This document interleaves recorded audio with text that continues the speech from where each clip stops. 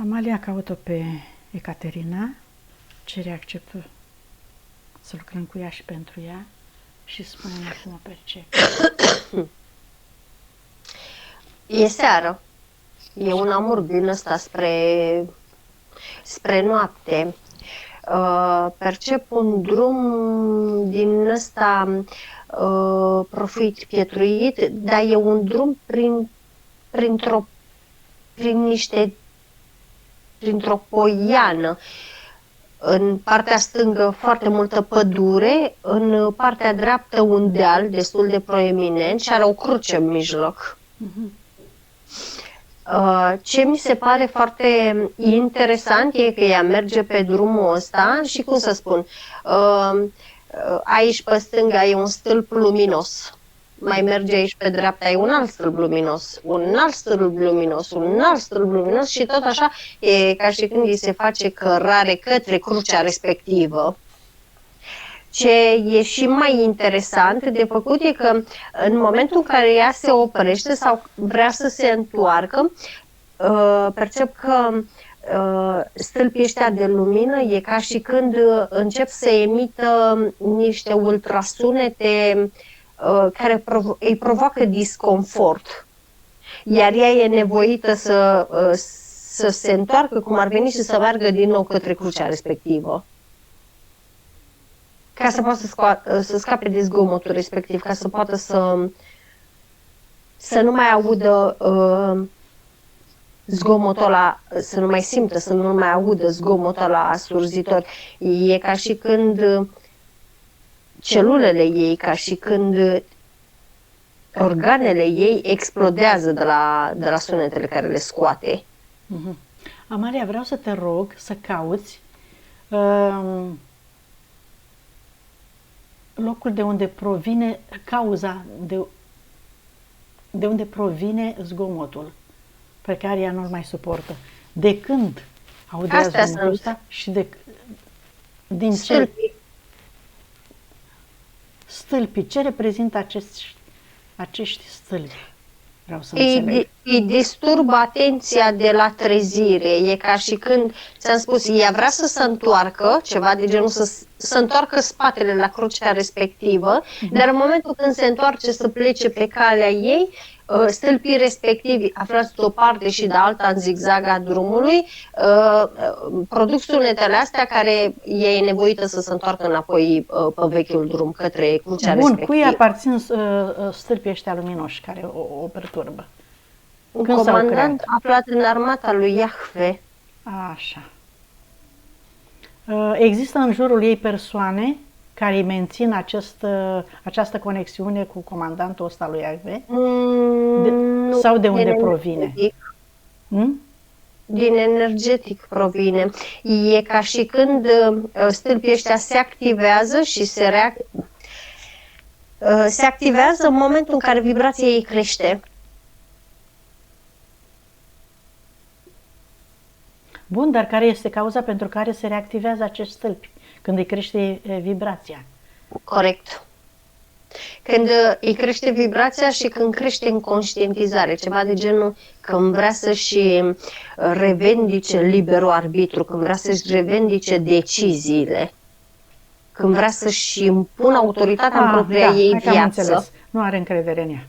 Lipsa de încredere îi creează această și mai problematic, spune spiritul ei, la ea nu știe să primească. Absolut deloc nu știe să primească. Nu are încredere nici ea, nu are încredere nici în alții și mai ales în bărbați. Vezi energia masculină. Crede că nu merită. Da, am înțeles de ce ți s-a arătat. Și la energia masculină percep că e, cum să spun, foarte interesant aici. E ca și când tot învelișul ei este energie feminină, dar în schimb nucleul din interior este energie masculină, iar ea funcționează din energia masculină. Tocmai de aceea o percep tot timpul, cum să spun, deși arată blândă, blajină, sensibilă ca o femeie, are tăria aia de bărbat, adică ceva de genul niciunul nu comentează în fața mea. Are o asprime. Corect. Și îmi spune spiritul că i s-a reactivat contractul cu Lilith. Da, da, da. Hai să ardem contractul, dacă mai are ceva să-ți arate, dacă nu ardem contractul și mergem să-i facem o scanare, să vedem dacă mai și-a creat ceva, programe și alte unde de formă, că nu știu dacă el a încurățat. Știi cum sunt undele de formă pe ea, cam cum sunt bubele alea varicelă, dar alea mari, așa proeminente. Da, da, da. Hai să facem un foc purificator, Amalia, să-i ardem contractul, că la scanare o să ne mai descrii ce găsești la ea. Da, ok. Fac camera de lucru. Inițial spiritul ei a spus hai să destructurăm stâlpii ăștia și după aceea spiritul meu a venit și a spus nu, întâi îi chemăm la contracte, după aceea destructurăm ca să nu dispară vreunul. Corect. Da, da, da. Hai să facem, Cati, îți imaginezi un foc purificator pe frecvență corespunzătoare pentru a arde tot ce găsește Amalia. Chemăm acum toate contractele, cu toate entitățile, cu tot ceea ce a mai rămas sau ți-ai mai amintit tu între timp, de la prima hipnoză până acum, dacă au mai apărut, dacă te-ai mai conectat, dacă ți-ai mai amintit vreo situație în care te-ai conectat cu vreo entitate, să vină acum în fața voastră, ori toate entitățile pe care le-ai cunoscut și cu care ai făcut orice pact, înțelegere verbală, scrisă, nescrisă, cu toate punctele, subpunctele, copiile, hologramele, amprentele, pentru că ești hotărâtă să te eliberezi acum în totalitate de toate acestea.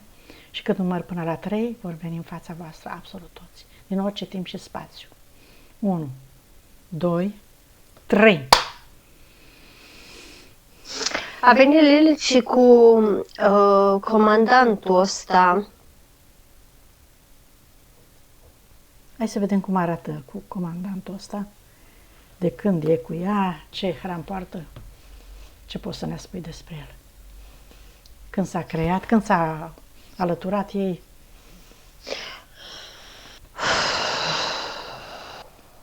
Acum 4 vieți, îmi spune. Așa. Și are, inițial a avut pacturi, înțelegeri. Înțelegerile respective s-au cuantificat în scris, s-au imprimat în scris și s-a semnat drept contract după aceea. Și percep că are loialități față de femeile singure din transgenerațional. Văd că are nevoie de apartenență. Văd că are responsabilitatea ei de a întreține familia.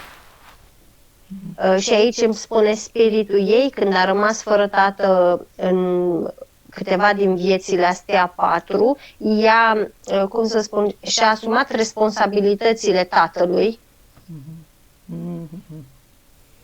De acolo s-a accentuat energia masculină, da. Da. Și putere. Toate sunt bifate. La Lilith are sensibilitate extremă, insensibilitate, ură, furie, resentimente, obsesie, gelozie, nedreptate. Da. Nu mai are altceva. Da. Și? Atât, nedreptate. Alt contract? Nu, astea două, atât. Ca să înțelegi, Cati, influențele comportamentului tău, de care mi-ai vorbit înainte, sunt venite de la aceste contracte pe care le-ai încheiat în viețile respective și pe care le-ai manifestat și iată ți-au devenit comportament. Ăsta cu Lilith a fost inactiv, s-a reactivat de curând.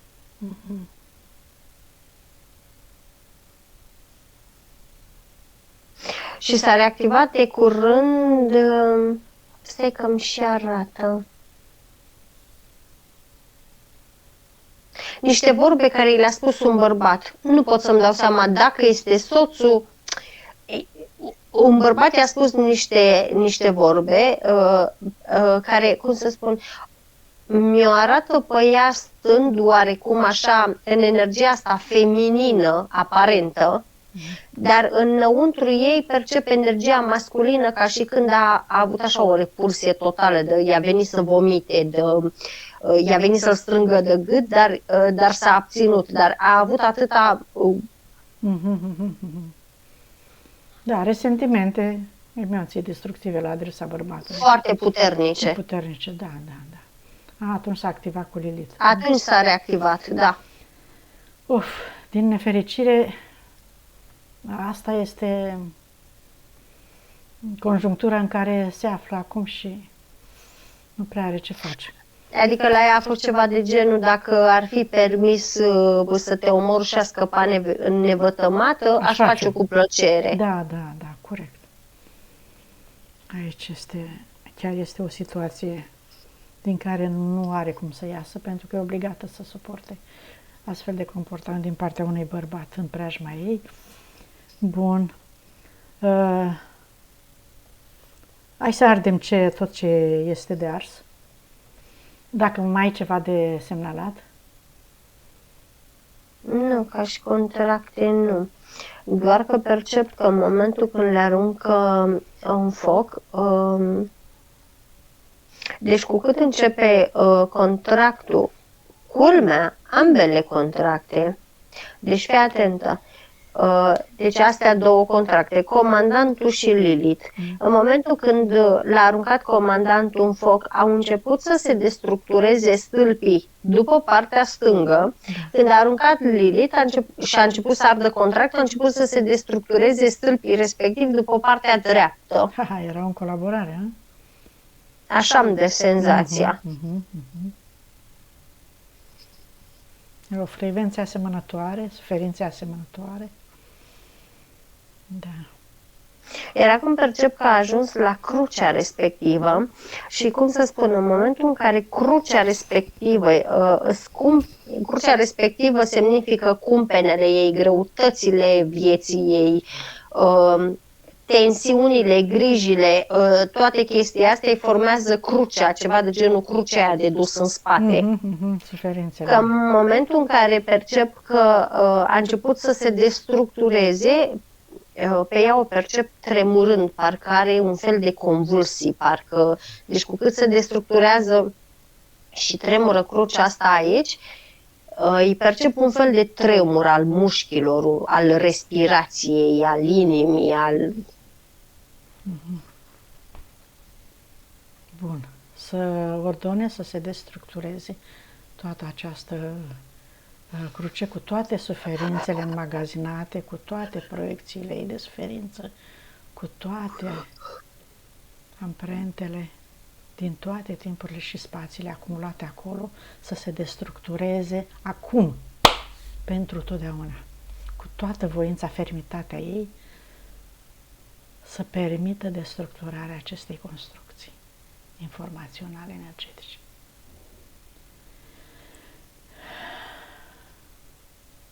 Gata. Bine. Au căzut toate alea pe care le-ai văzut la început? Mai rămas ceva? Uite. Toți stâlpii s-au destructurat. Și crucea. Bun. Acum să mergem în interiorul ei, să vedem ce blocaj a mai rămas acolo și să-i curățăm toate undele de formă. Ei, văd foarte multe cheaguri de sânge în urechi, în ambele timpane, ca și când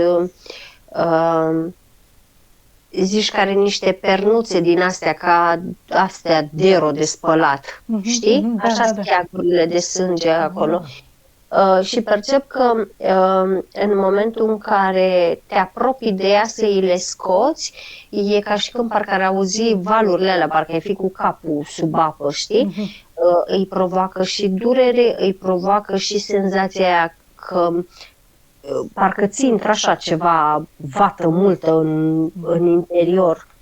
E foarte sensibilă, o percep atât la tâmple, cât și la urechi, dar cu gât cu tot, cu zona asta de sub urechi. Ai zis că sunt cheaguri de sânge, nu? Da, așa, sunt cheaguri de sânge sub forma perdunțelor ăstora de dero. Bun. Hai să le atingi, să citești informația din ele, să vedem dacă este vorba despre ce tipuri de emoții a acumulat ea, ce tensiune a avut ea, sau că, din câte știu eu, cheagurile astea de sânge se creează din cauza unei încordări, unei tensiuni, unei neacceptări, unei ceva. Nu. Din ce cauză s-au format astea? Nu are nicio legătură cu ce... Adică nu mi-arată nimic când spui tu, ba din contră mă duce la stâlpii aia care creau, cum să spun, e ca și când stai cu urechea când bați tare, cu un fier în fier, știi? Și stai aproape și ai văzut tremurul ăla, zgomotul ăla care... E ca și când i s-a spart vibrația aia a făcut să se acumuleze cheaguri de sânge? Corect, i-a spart timpanul energetic, nu i l-a spart, i l-a făcut să sângereze. Și nu s-a evaporat, adică, cum să spun, n-a curs în afară, cu toate că în fizic percep că a avut momente când i-a curs, simțea că îi curge urechile și se ștergea și n-avea nimic, știi? Sângele ăla se coagula acolo. Dar ce simțea în interiorul ei când auzea bătăile alea, zgomotul ăla? Presiune, usturime, asta, agitație, chestia ți-am zis de parcă o înfundai pe ambele urechi cu vată. Un fel de stres care nu mai putea suporta, da? Stres sonor, ca să zic așa. Acum când spui stres sonor, percep că avea o sensibilitate, îi conferea o sensibilitate excesivă la tonurile masculine. Aici astea am vrut să o aduc să conștientizeze stările pe care le avea în momentul în care auzea zgomotele alea în eterie, știi? Conexiunea cu realitatea. Corect. Foarte bine, Amalia. Le dizolvăm. Le dizolvăm, le fluidizăm, sudăm toate țesuturile alea care sunt forțate, care sunt subțiate din vasele de sânge, din toate constructele celulare.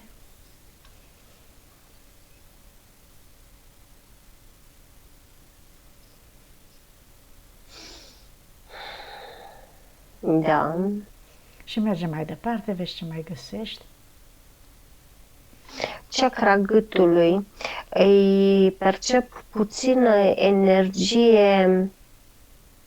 energie oprită, îmi vine să spun. E ca și când are chestiile astea cu ei o doamnă, nu spune, nu înjură. Aici e, da, greșeala, da. Nu se exprimă ce gândește când o enervează cei din jur. Da. A avut parte de niște atacuri pe spate, văd, dar cum să spun, e ca și când s-a încercat penetrarea câmpurilor ei, dar în zona spatelui. De acolo și junghiurile care le-a avut, de acolo și senzația aia că îi se taie, că înțepenește, că amorțește, de la atacurile astea și tot așa. Văd niște reptilieni că au încercat să o subjuge, îmi spune spiritul ei. Au încercat să o îngenuncheze din nou. Și toate chestiile astea se întâmpla când stătea foarte mult în preajma sonorului masculin. Atunci nu mai putea să stea cu atenția pe ea. Atunci devenea foarte vulnerabilă.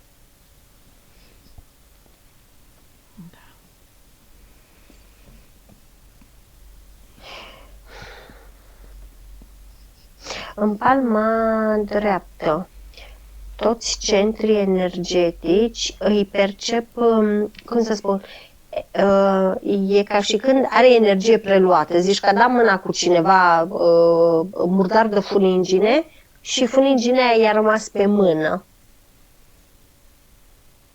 De acolo și senzația că mâna e mai umflată, de acolo și senzația că mâna e mai rigidă,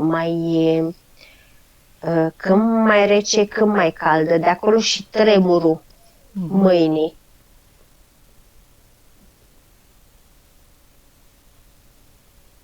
Înainte să scăpăm de bubele astea apropo, toate bubele astea, toate undele astea de formă, cum să spun, ele sunt scoase, astea care e pregătită să le scoată, sunt scoase de la interior, dar, cum să spun, sunt oprite în exterior. Adică, cum să spun, e ca și când e ca furuncul ăla. Coace ce coace în interior și la un moment dat ai văzut că se îngălbenește, dă să spargă. De aici mâncărimea de piele, de aici senzația că care purici, îmi vine să spun, sau furnici pe piele. Ai senzația asta, Cati? Nu. Și îți mai tremură uneori mâinile? Ai sezizat? Nu. Nu. Aha. E bine că încă nu s-a fixat în corpul fizic. Așa? Dreapta, nu mâinile, doar dreapta. O altă chestie care mi-o arată acum, n-am ajuns la bube. O altă chestie care mi-o arată acum, genunchii și șoldurile. E ca și când, cum să spun, au o rigiditate puțin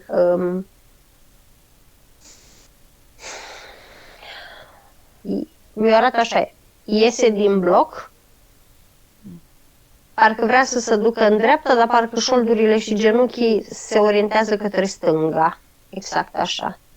Deci nu poate să-și țină calea și este deviată de la parcursul ei. Adevărat, corect, unde vrea ea. Da, dar aici intervine foarte mult în spiritul ei rigiditatea mentală. Convingerea că dacă n-a făcut bine până acum, nu e ieșit așa, trebuie să o ia așa. Da, deci tot de lipsă de încredere în ea, da. Ok, asta că le scoatem pe urmă.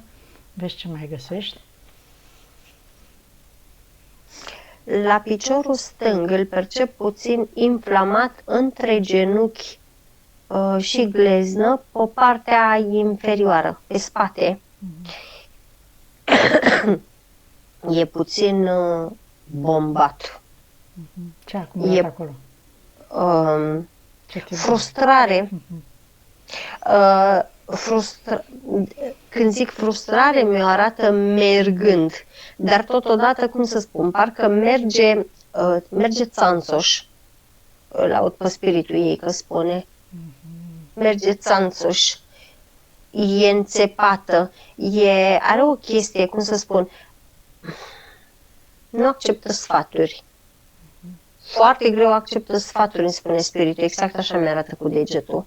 În sensul că dacă cineva îi spune fă chestia aia, e, cum să spun, parcă mi-arată ca un cal care bate cu copita în pământ. Adică ceva de genul tace ca să nu supere, dar în sinea ei deja i-a tras 2 palme, știi? Adică cum îți permiți, eu știu mai bine. Deci 2 greșeli, nici nu se exprimă ca să se elibereze, nici nu ascultă.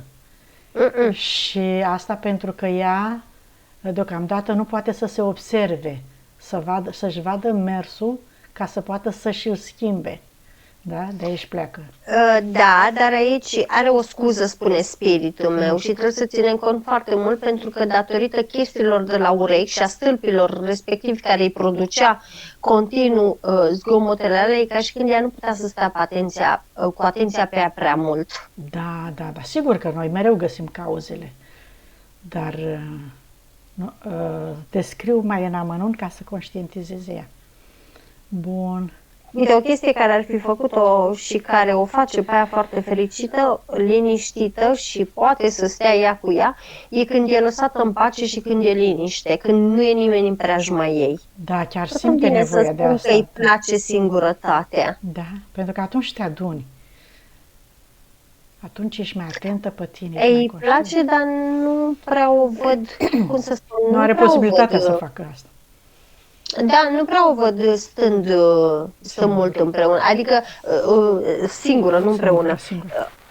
E, cum să spun, îmi vine să spun că și când e singură, parcă ea se așteaptă în sinea ei că nu e singură, ea știe că nu e Da. singură. Atât de obișnuită e cu agitația.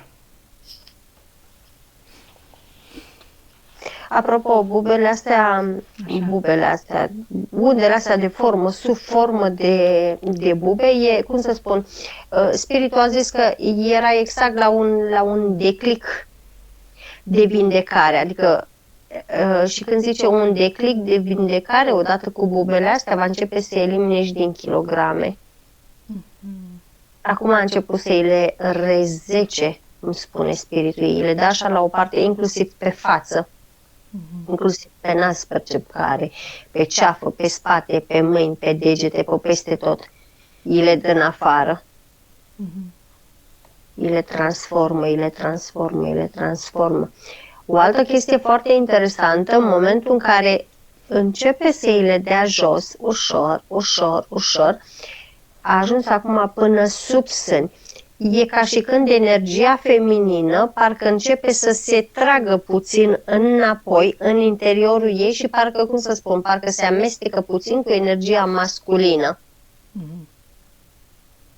Bun. La care spiritul ei spune, este un pas foarte important, acum depinde de ea dacă va accepta să fuzioneze energia masculină cu energia feminină, pentru că ea întotdeauna atins la schimbare pe moment. Și dacă a făcut eforturi în fizic să se schimbe, în sinea ei a tras către familiar.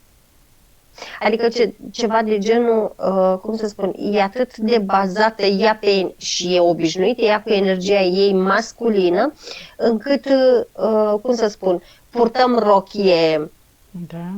exact așa mi-arată, purtăm rochie și tocuri până la un eveniment și înapoi, dar când ajungem acasă, ne descălțăm, ne luăm șosete în picioare și Adidas și așa ne simțim Și bine. trecem cu la mâine lopată. buzunare. Da. Bine. Percep că îi desfundă vasul guvernator. De aici și presiunea care o avea câteodată în vârful capului. De aici și senzația de amețeală câteodată.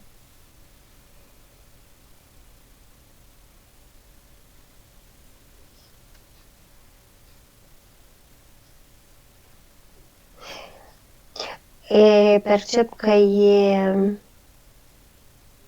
echilibrează meridianul ficatului, meridianul stomacului și al splinei.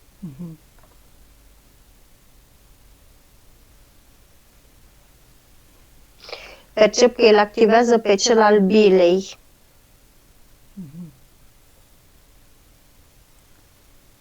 Și între timp să-i scoți undele de formă, Maria, că nu știu dacă le-am scos la prima sesiune, atunci nu știu dacă scoteam noi undele de formă, că tocmai am găsit o grămadă de...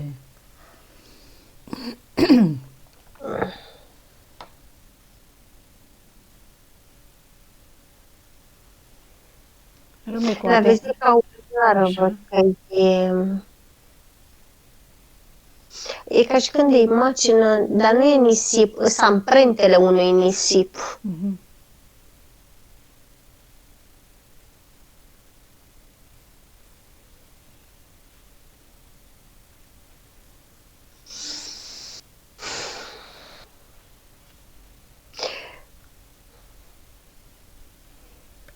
Acolo la ficat, vezi, are furie, are neiubire, are... Nu-i scad acum undele de formă. Încă o lucrează.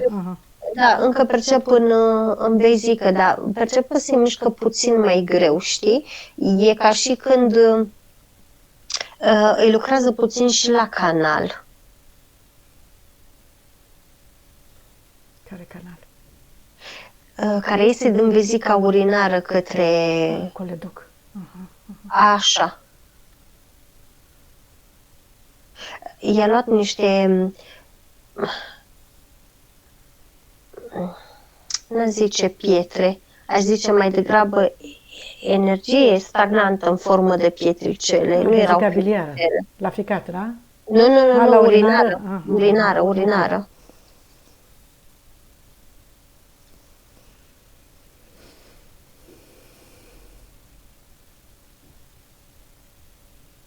Îi mai curăță puțin zona genitală, văd.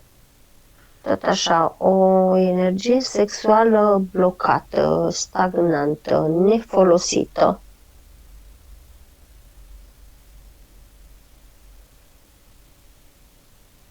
Are ciudă pe ea în privința sexualității. Îi aud spiritul că spune în timp ce o curăță.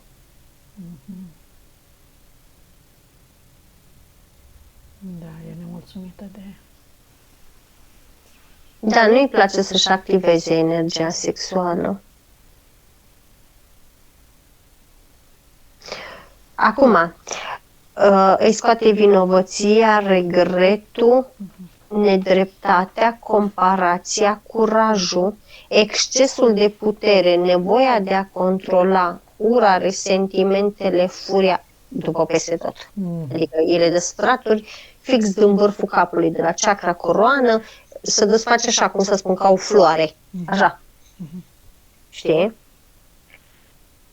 Frica de schimbare, frica de a greși, umilința de a primi, durerea, sacrificiu, jertfa, frica de responsabilitate, nevoia de responsabilitate, jignirea, o scoate în mod special din gât, din sân, din plămân, din făcat, din încheieturi.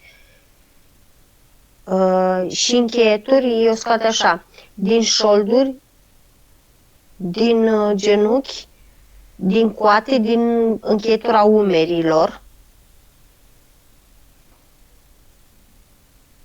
Remușcarea o scoate din ficat, din gură, din frunte, din urechi, din pancreas. Programul de salvator, că era tentată să ia amprentele altora când dădea mâna, avea pe mână acolo ceva preluat de la alții. Salvatorul îl scoate din mâini, îl scoate din frunte, îl scoate din ochi, din rinichi și din sâni. Bine. Rezistența la schimbare, rezistența în a primi și rezistența în a-și da voie, le scoate așa, din gât, toate scolegate, parcă e o plasă din asta de păianjen, din gât, din sân, din inimă, din splină și din ficat. Așa. Orgoliu, mândrie. Orgoliu.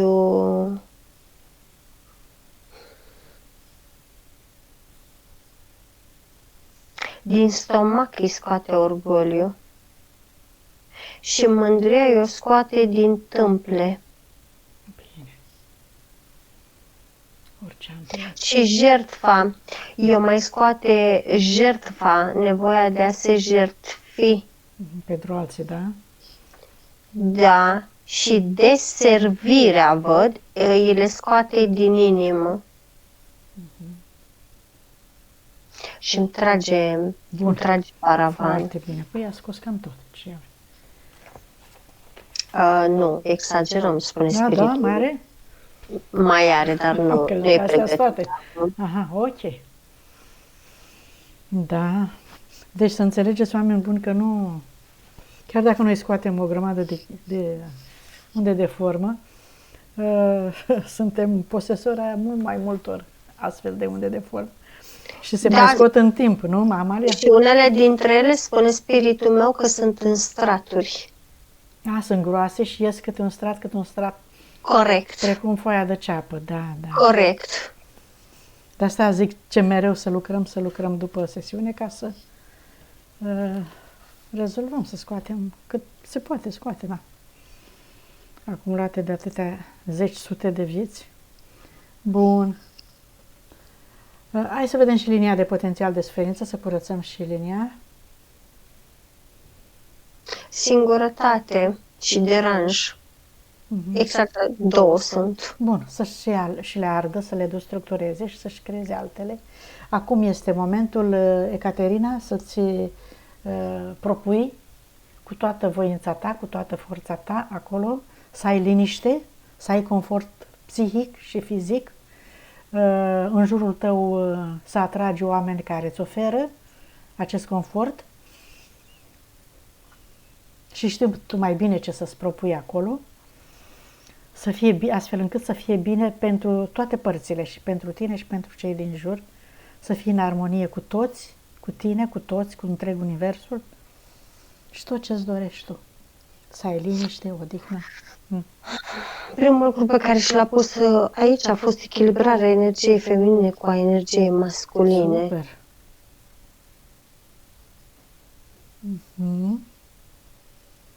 Bine de tot.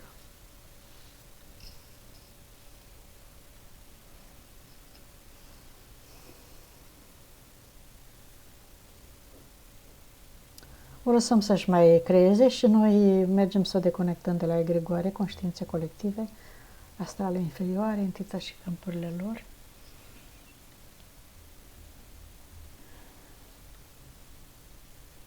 Da. Și acum hai să mergem să vedem puncte. Bun. Până să trecem la persoane, să vedem punctele, Amalia. De ce visează, doarme, se înțelege de ce nu dormea bine, dar de ce visează morți?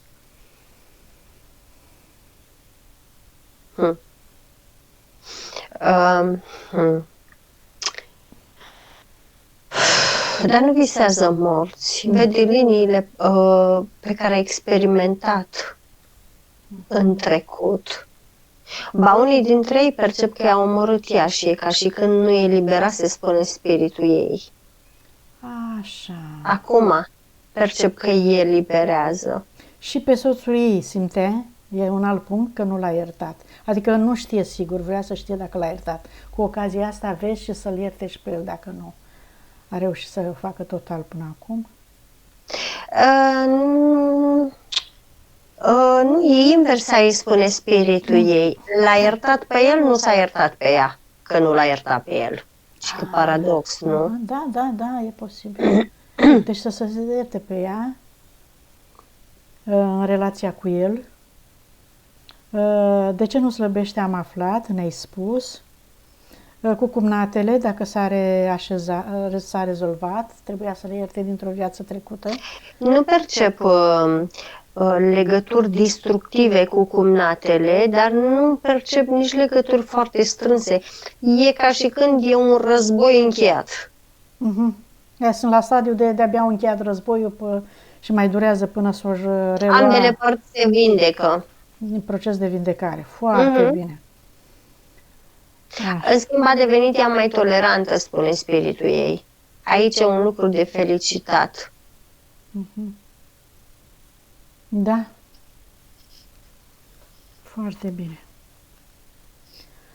Acum mergem să chemăm persoanele, să ne uităm la soț un pic, că vrea să știe mai multe. Chemăm toate persoanele din viață, să curățăm cordoanele, Caterina, cu toate persoanele pe care le-ai cunoscut de când te-ai născut până în clipa de față, care sunt în viață. și cureți, destructurezi tot ce ai creat greșit la adresa lor, cu gândul, cu vorba și cu fapta, din toate timpurile și spațiile în care te-ai întâlnit cu ei. Iertare, acceptare și eliberare, le transmiți și informația să-și caute în adâncul sufletului lor toate comorile, toate valorile, toate calitățile, toate talentele și să-și cheme spiritul pentru a crea în libertate experiențele dorite pentru binele lor suprem.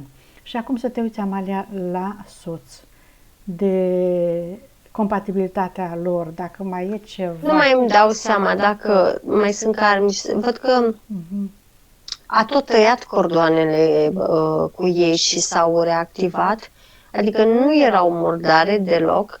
În schimb, compatibilitate între ea și soț, să știi că percep 76. Nu e mică. Nu e mică deloc. În schimb, pe soț îl percep într-o nevoie de atenție, într-o nevoie de... Îl simt puțin inhibat. Trebuie să fie băgat în seamă. Îl simt puțin constrâns. E ca și când, cum să spun, deși el este bărbatul în casă, în sinea lui se simte puțin... ofensat din cauza comportamentului ei bărbătesc, probabil, da. Da. Am găsit explicația, dar Ecaterina vrea să știe dacă el ar fi de acord să facă o hipnoză, pentru că, sigur, ea acum avansează și îl vrea și pe el. În energetic, nu. În energetic nu e de acord. Da? Nu acceptă momentan, nu. Bine. Probabil că în fizic, dacă găsește o formulă aici intră nevoia ei de a deține controlul. Da, o și deranjează anumite comportamente ale lui exagerate. Și de asta vrea să... Acum să sperăm că nu mai simte nevoia să dețină controlul, deci se vor schimba multe și s-ar putea să ajungă la o înțelegere. Bun. E chestia de proiecții, spune spiritul ei. Aici trebuie să aibă ea grijă. Să nu proiecteze în locul lui, a? Să nu proiecteze pe el greșit, ci să lase puțin atenția. Are momente când îl enervează și cum o enervează la el și cum mestecă, spune spiritul ei. Lucru care nu e ok, trebuie să-l înțeleagă puțin. Trebuie să îl privească cu mai multă compasiune, spune spiritul ei. Trebuie să învețe să se detașeze puțin. Dar, Amalia, vezi tu, dacă ar încerca ea să îl bage în seamă mai mult, să-l aprecieze, să-l laude, să fie atent la ce face bine, nu neapărat e vorba de fizic, spune spiritul ei, simplu fapt că se comportă ca și până acum, dar cu gândul îl apreciază, cu gândul... să și demonstreze că fizicul îi trimite mentalul are nevoie. Nu, aici e vorba de energie pentru moment, spune spiritul ei, pentru că în momentul în care ea se gândește și emite frumos către el, ea emană o energie caldă, care pe el îl atrage, care lui îi conferă siguranță, care percep că e ca și când el percepe înțelegere față de ea, percepe toleranță față de ea. Dar ea percepe? La fel pentru el? Percepea, pardon. Păi până acum n-a perceput asta zic. Pentru el. Ea trebuie să fie mai atentă la comportamentul ăsta al ei față de el. Exact. Vis-a-vis de apreciere, știi, asta ziceam.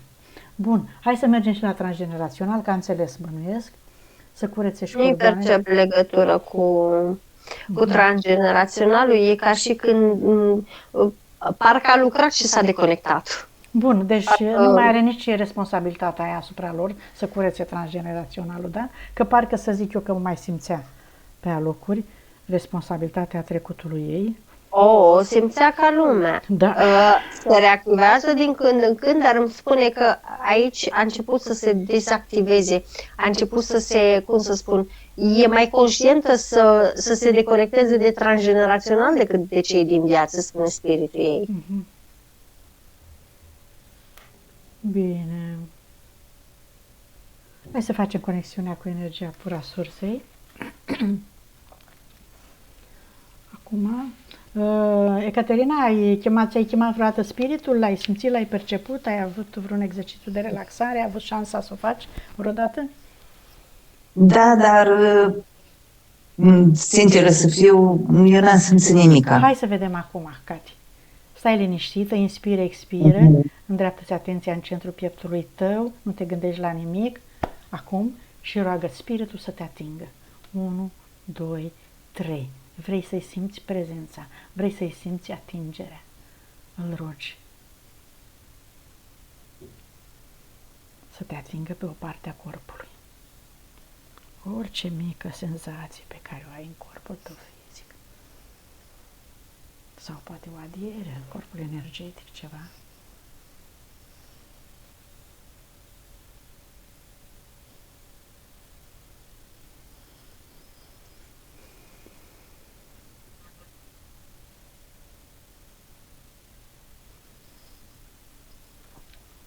Nu?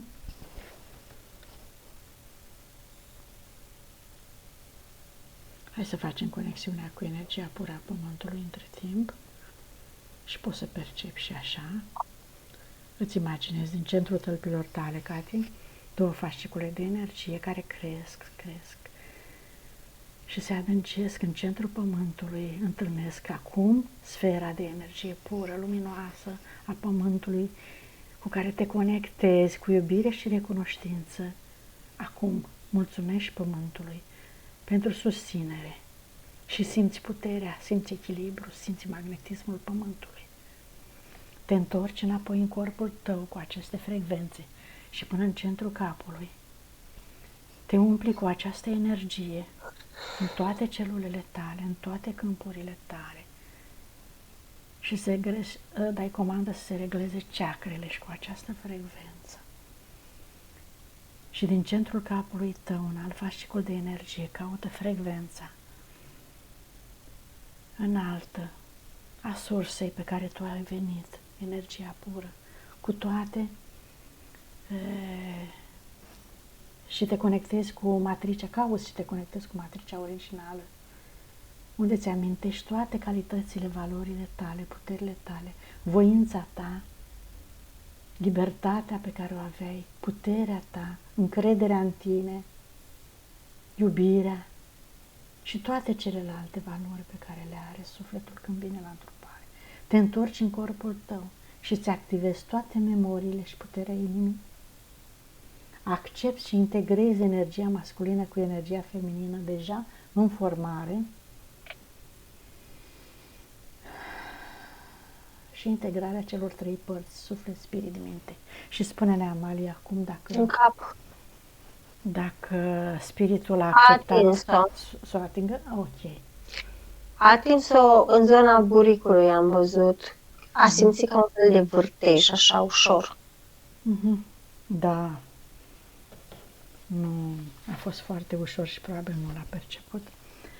Amalia, hai să mergem la curățarea casei, vreau să te întreb ceva. Ea zice că mai curăță cu smirnă sau cu tămâie. Spune-ne, te rog, puțin, așa, pentru cu salvie, da, cu salvie. Așa, dar pe mine mă interesează ca informație pentru toți oamenii, dacă privești o bulgăre de tămâie și una de smirnă, ce percepi? Ce fel de energie are? Ce fel de vibrație are? Și compatibilitate Amalia, și compatibilitate cu energia omului. Ce vezi? Ce poți să ne spui? Câteva informații despre aceste două, ce sunt substanțe, obiecte.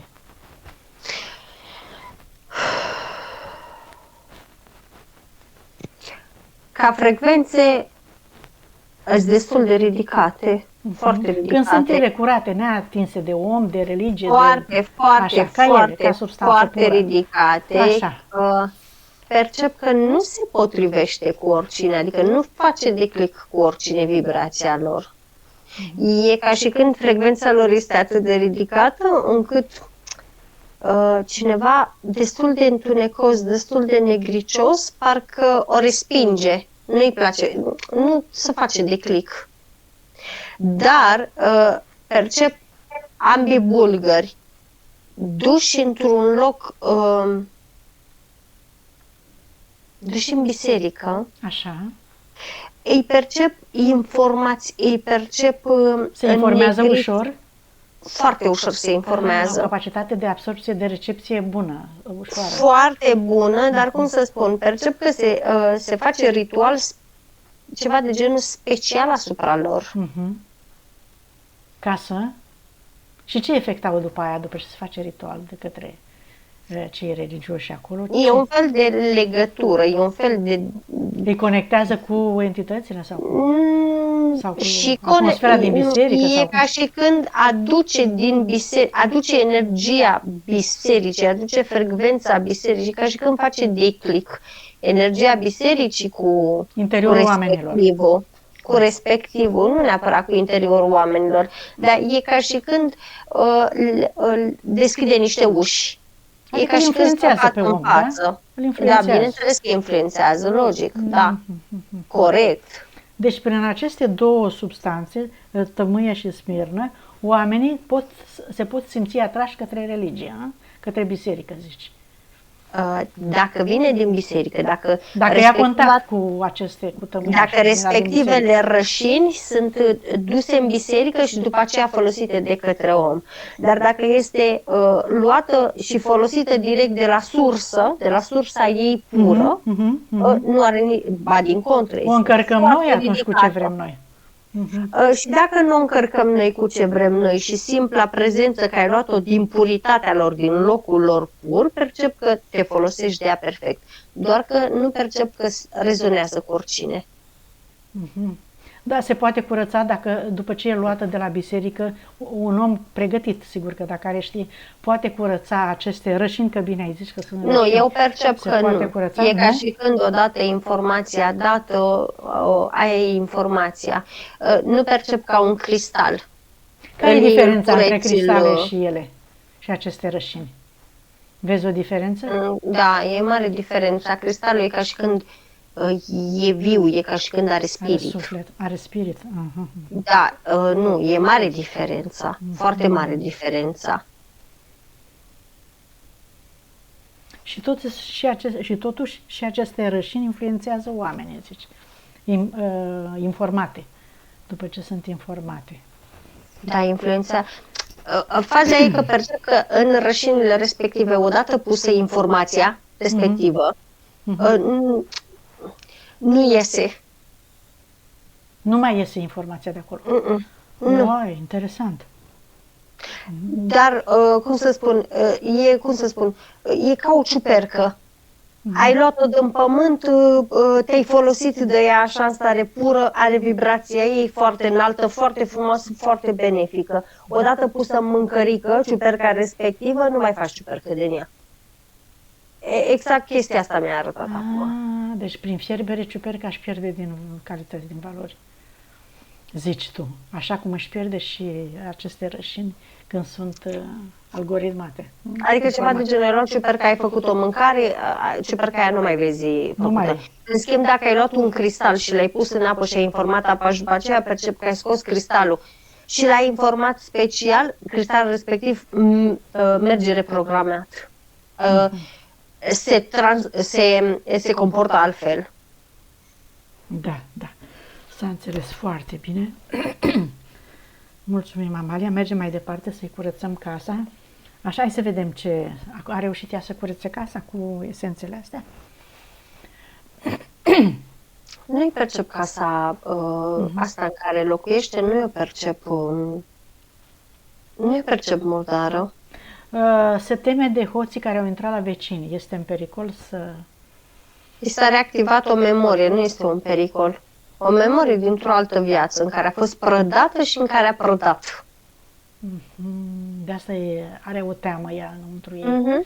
Vezi dacă mai e pe undeva tema asta să-și o curețe, teama de hoți, că n-am abordat-o. O are în rinic, dar nu o scoate încă, pentru că n-a conștientizat-o. Pe ce să conștientizezi? N-a conștientizat că are teama. N-a conștientizat că are teama, dar de fapt teama respectivă este instalată de ea pentru ce a făcut ea. Ea acum are frica că altul o prădează. Ea n-a conștientizat că de fapt ea a prădat și a furat și a fost prădată în alte vieți. Aici trebuie să facă ea. Păi că n-a știut, acum că a aflat, probabil că o să conștientizeze. Nu da, dar nu o scoate. Nu e nimic, că și-o scoate ea când o fi sau altă dată, da, asta e altceva. Bun, deci acum a conștientizat. Așa. Deci n-are niciun portal, n-are nimic de curățat în casă, Nu-i da? percep, nu. Și casa de în România? Are portale în casa cealaltă, dar Acolo stă soțul, acum am înțeles, s-a dus o perioadă. Deci nu avem ce să facem, doar partea ei, dacă are ceva pe acolo de curățat, să curețe, ca atunci când se duce acolo să fie în liniște și în armonie, să-și curețe drumurile, să-și curețe locul pe unde lucrează. Cu tot prea ce... puțin curăț acolo. Bine, robinetul abundenței, să vedem dacă îi recomandă spiritul ceva. Nu este niciun defect cu robinetul abundenței, ba de cele mai multe ori îl percep că îi scade fluxul pentru că nu-și dă voie să primească, nu știe să primească, nu îi place să primească. Bun, acum o să-i placă, după curățare. Cât la sută s-a recuperat energia sufletului? Eu te-am întrebat cât avea înainte. Cât avea înainte, dacă mai poți să citești? Era scăzută. Era scăzut. Era 98%, atunci, acum e 100%. Păi era mare, cum? Nu era scăzută. Păi nu era. Da. Și conștientizare cât are acum ea? Conștientizarea, în schimb, a crescut. Înainte să ne apucăm de treabă era 76, acum i-a crescut la aproape 90. Bun. Cum te simți, Ecaterina? Dacă mai ai întrebări și Mă simt bine acum. nedumeriri. Alte întrebări nu am, astea erau importante. Ai simțit ceva? Ai perceput ceva? Vreau să te întreb. Da, mă simt mai liberată. Mă simt mai liberată, mai Și bine. când s-a lucrat, când s-a curățat, ai perceput ceva în corp? Totuși vreo mișcare, vreo ușurare pe zone? Da, Spune tot ce ai simțit, că e important. Am simțit furnecături tot corpul, în continuu. Bine. Și acum ești bine, da? Sigur ești bine. Da, sunt bine. E o schimbare față de cum erai înainte și acum? Mă simt parcă mai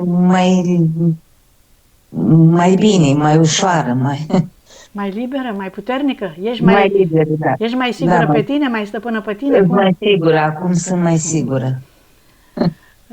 S-a aerisit. Aha. Bine. Avea blocaje mult. Metabolizare cât... 7 zile. Iată că ai ceva metabolizare Nu se lucrează intens. la ea, da. Mhm. A avut dreptate că au fost multe subiecte de rezolvat în prima sesiune și nu am reușit să le abordăm pe toate. Și bine ai făcut că ai venit a doua oară. Iată că au fost multe de rezolvat. Bine, ne dai acceptul de publicare, Cati? Da. Mulțumim. Atunci închidem aici. Mai ai ceva, Amalia, recomandări? Nu. Am înțeles bine, da? O va mai asculta, spune spiritul ei, și știe că va face lucrul ăsta. O mică remarcă îi spune să vorbească mai des cu el. Cu spiritul. Da, este foarte important să colaborăm, să vorbim. Este foarte important să-mi comunici când îți dorești ceva de la mine. Asta înseamnă că ai încredere în el, știi? Atunci când vorbești. Când nu-l bagi în seamă, înseamnă că nu ai încredere, că zici că e o prostie și așa mai departe. Știi? Cu cât îl băgăm mai mult în seamă, cu atât ne dovedim nouă, ne demonstrăm că avem încredere în noi, știi? Bine, fetelor, vă deconectați acum de tot și de toate, închidem aici tot, tăiem toate legăturile.